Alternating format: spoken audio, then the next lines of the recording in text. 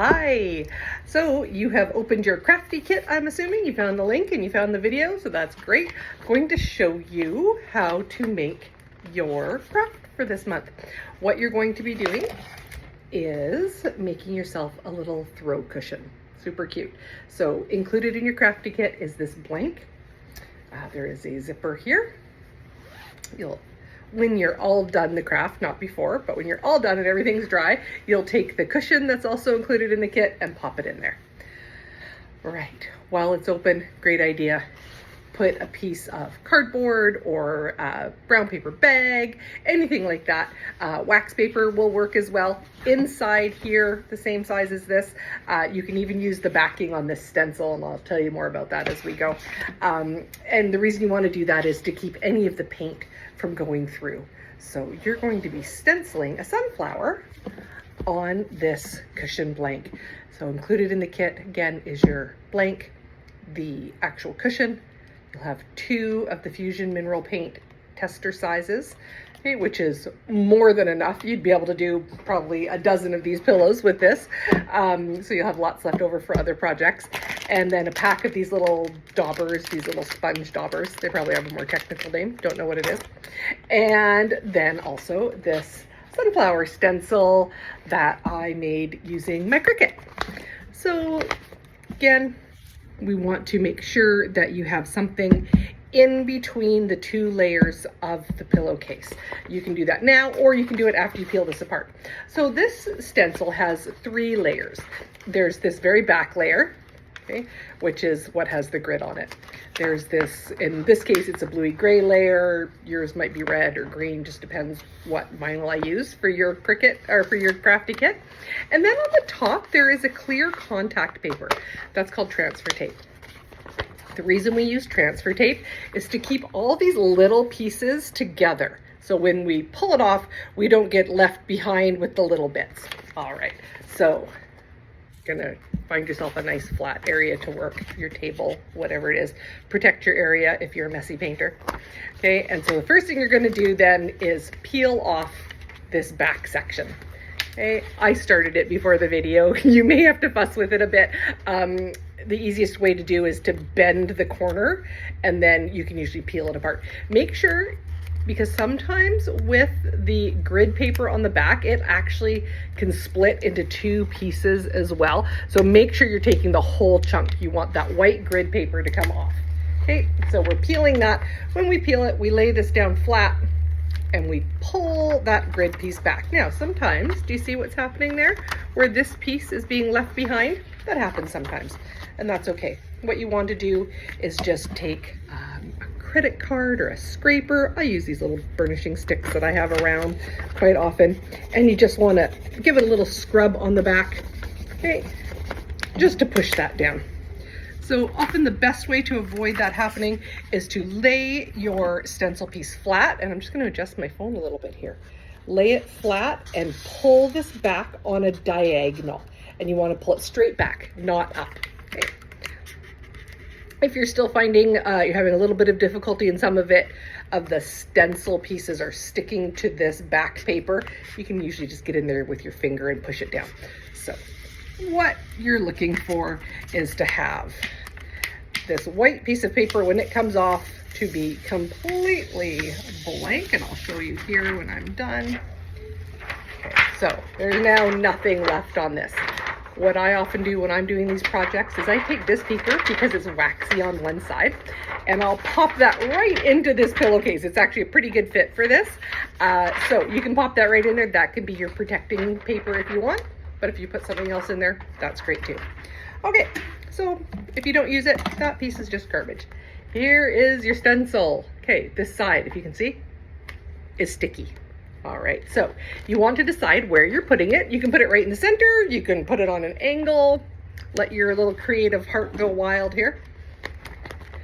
Place it wherever you want it. Okay, so I'm not going to be too fussy. I'm just going to pop this one right down here in the middle. All right, so you can see here now what's going on. I've got it there. It's stuck down. Okay, so I want to really make sure it's stuck down. You can do that a number of ways. You can use a brayer, which is like a hard rubber roller. If you have one of those, you can just use your hands, just push it in there. Just want to make sure it's really nice and firmly attached. Once you've done that, what you're going to do now is, again, find the corner, and you want to find this clear contact tape at the top. Okay, so you can see that's here. You'll see mine's in 2 sections. I won't do that to you. I'll give you one nice big full piece. I do this because I use leftover bits and pieces, just so I'm not wasting things all the time. And because it's for me and I've done it 1,000 times, I don't worry about it. But for you, you'll have a full piece. Yours won't be in pieces.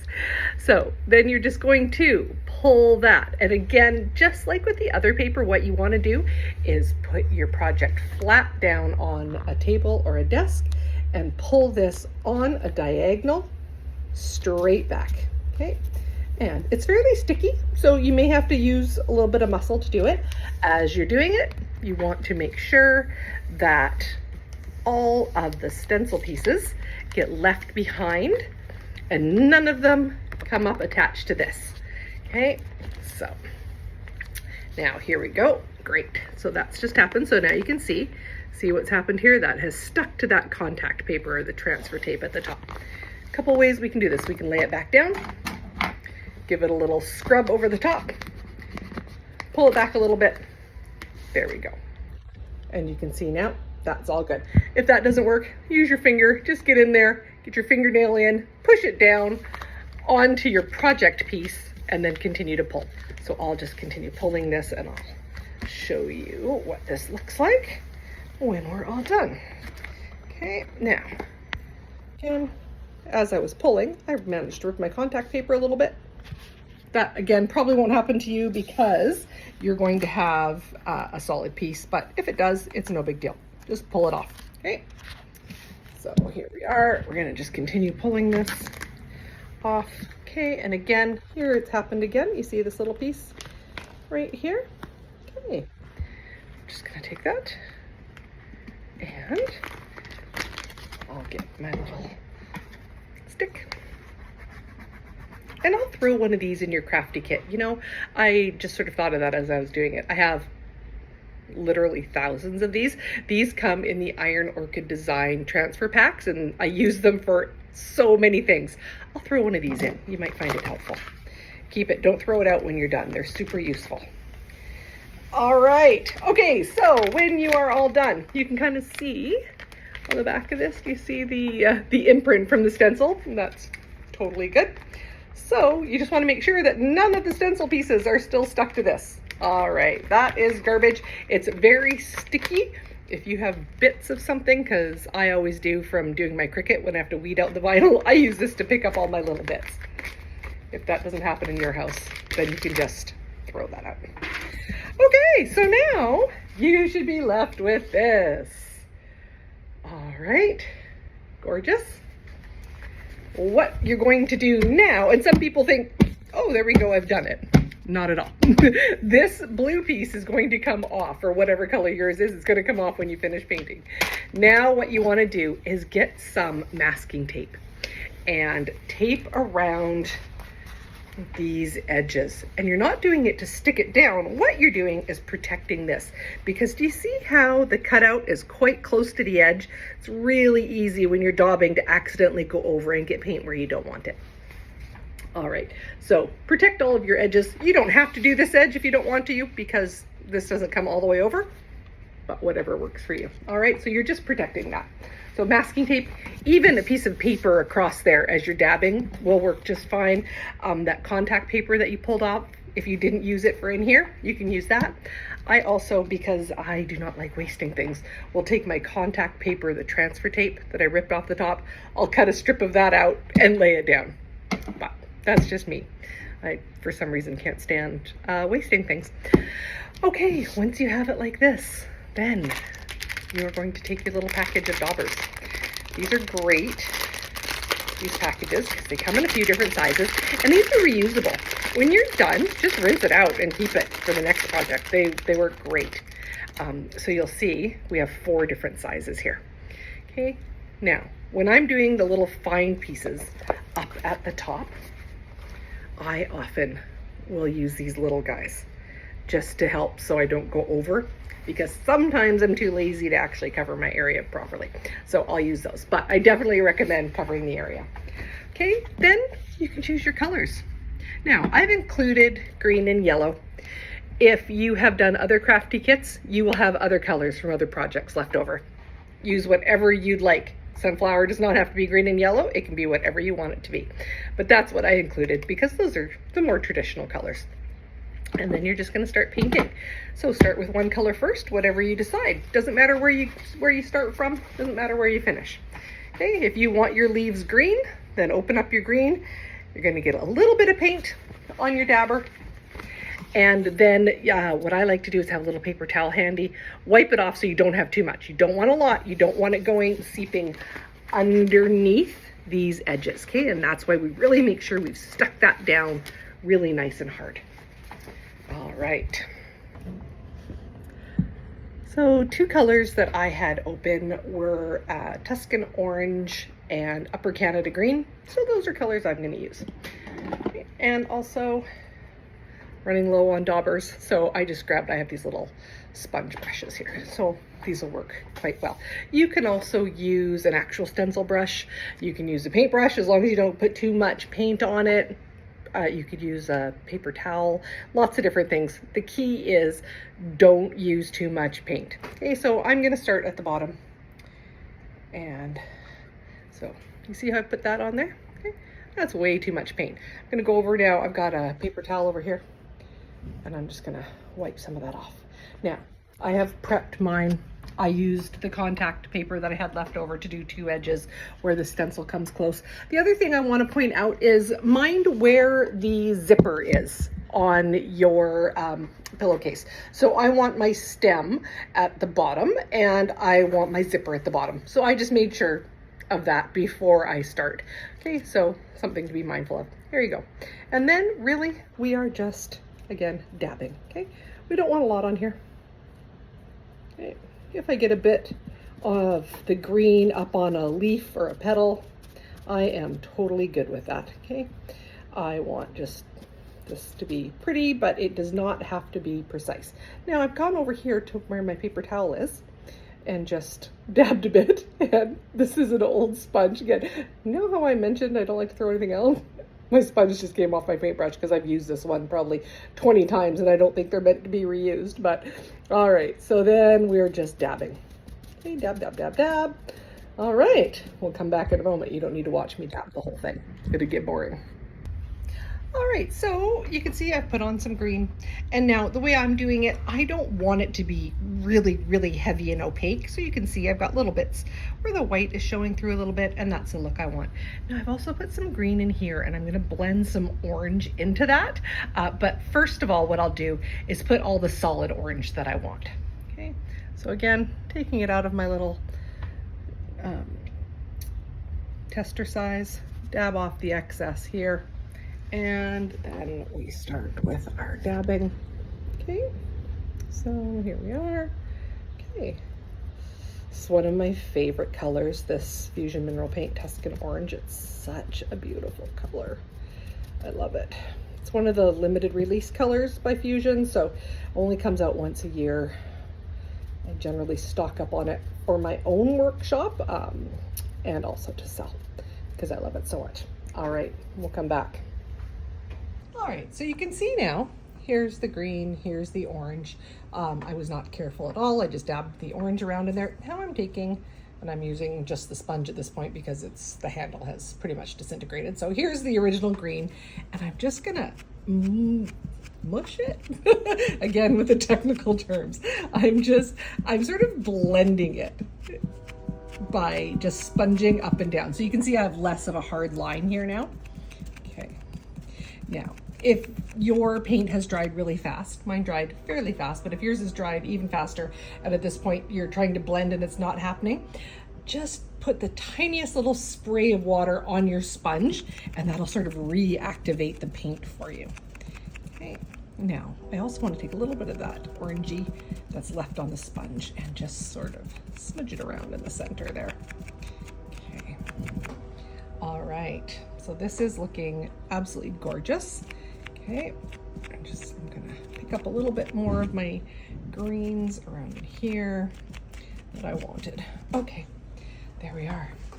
Now what we need to do is peel off our stencil. So these stencils really are meant for a one-time use. Okay, once they're taken off the contact paper or that transfer tape, and you'll notice I'm calling it both things. It's called transfer tape, but because transfer tape, if you buy it specifically for a Cricut or something, is actually not really cost effective. I buy huge rolls of clear contact paper, the stuff that you would put, to line your drawers. I just get it in clear and I use that. So if this is something that you love doing and you think, hey, I'm going to start doing more of this, it's really worthwhile to do that, much more economic. So once you've removed that transfer tape from the top, it's really hard to reuse these stencils. But if you're super careful and you're creative, you probably could reuse it more than once. I have some that I've reused, especially ones that are solid. This has individual pieces in it, like this ring and the little flower star in the middle. Those are separate pieces. They're not attached to anything. So that's what makes it hard once you've removed the contact paper. So you don't have to wait for the paint to dry to take this off. What you do need to do is make sure you do not have wet paint on your hands. I speak from experience. So once your hands are clean and you have no wet paint on them, choose a corner, start peeling it up. So that is something I most definitely need 2 hands for, and I have to go get this paint off my hands before I start. So I'm gonna break the video, but we'll be back to see how it's going in a moment. Okay, I'll show you as I'm starting to pull some of this off. We'll see. So, pulling it, just especially if you're doing it when your paint is still wet, which I am because I do not have the patience to let it dry. You want to make sure as you're pulling it, you're keeping your pillowcase straight and smooth and not allowing it to double over onto the stencil, because if it does, you're going to get that paint stuck there. Okay, so pulling it off, you see the stencil just kind of rips. One of the reasons they can be really hard to reuse. They're really not meant to be used a second time. But that's fine. We just pull it off in the pieces. And it'll be leaving some pieces behind. That's okay. We're getting off the main chunks for now. And then we're going to go back and get the fussier bits out. This is now stuck to my fingers, as you can see. Let's see here. There we go. Okay. And I'm going to come up from this corner now. Just pull that off. All right. So now if you see, there's still a few pieces that are left here. Okay, so I'm going to get those off now. All right, I used this little dental pick to pick off the little flower in the center and that little ring that was still there. Plus there was a couple little bits that were stuck here and there. And you can see here, when I pulled off this one, let's get that to focus. There we go. When I pulled off that, I had 2 little plops of paint come over. Totally good. It still looks very cool. So embrace that. If you have a little bit where it's gone through somewhere, or maybe it isn't perfect, embrace it. That's what makes this unique and makes it yours. But here's what it looks like. It's so pretty. This obviously is not something everybody has. This came with my Cricut. You can get off-brand ones. I have so many of them laying around. They're very useful for lots of different things. You can use tweezers to get the little pieces out. You can use your fingers. You can use a dental pick, a floss pick, so many different things you can use. If you have a little tiny fine screwdriver, flathead screwdriver, you can work that under there. It's all good. One of the keys is don't let it sit too long, because Fusion Mineral Paint is so adhesive, which is why it's such a great furniture paint, but it can actually stick those pieces on and make them harder to get off. So that's one of the other reasons, other than my lack of patience, that I don't let it totally dry before I pull it off. But look how pretty that is. So I'm going to put a cushion form in this and you'll get to see the final product. And there it is, the finished project. Took about 15 minutes. And that's all. And you've got a beautiful handmade piece for your home. Now, that's one option. I will show you one other thing that I've done. And that is to take one. And I'm just going to move this one out of the way. And for this one, I did a solid color. So I did the whole sunflower stencil in red, And then I just sponged some yellow a little bit over it and all around it. Just gives it a totally different look. I hope you enjoy this one. Let me know if the video was helpful for you.